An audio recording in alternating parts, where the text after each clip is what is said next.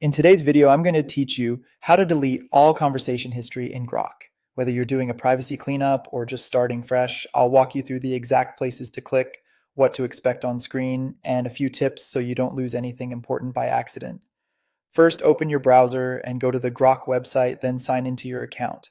Take a second to confirm you're in the right account, especially if you switch between personal and work profiles, because the change you're about to make will affect all conversations tied to the account you're currently using. Once you're in, look to the top right corner of the page for your profile icon. Click it to open the account menu. From that menu, choose Settings. This opens a dedicated page where Grok groups all of your account preferences and privacy options.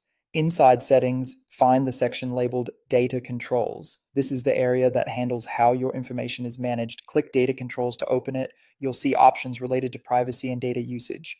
Depending on your interface, data controls may appear in a left sidebar or within the main settings panel. The labels can vary slightly between web and mobile, but the path is the same. For clearing your chat history in one action, look for the item called Delete All Conversations. Think of this as the master switch for your past chats. It applies to your entire account, not just a single device or tab. Click Delete All Conversations. Grok will now show a confirmation prompt with a message along the lines of, "Are you sure?" This extra step is there to protect you from accidental taps. Read the prompt carefully because this action is permanent and can't be undone. If you have any notes, code snippets, or decisions stored in old threads that you might want later, consider copying them out before you proceed. If you're certain, confirm the prompt to continue. Grok will process the request and remove your conversation history. After a moment, your chat list should be empty or show only the default welcome state. That's your confirmation that the cleanup worked. The deletion can take a few moments to sync across devices, so give it a little time if you use Grok in multiple places.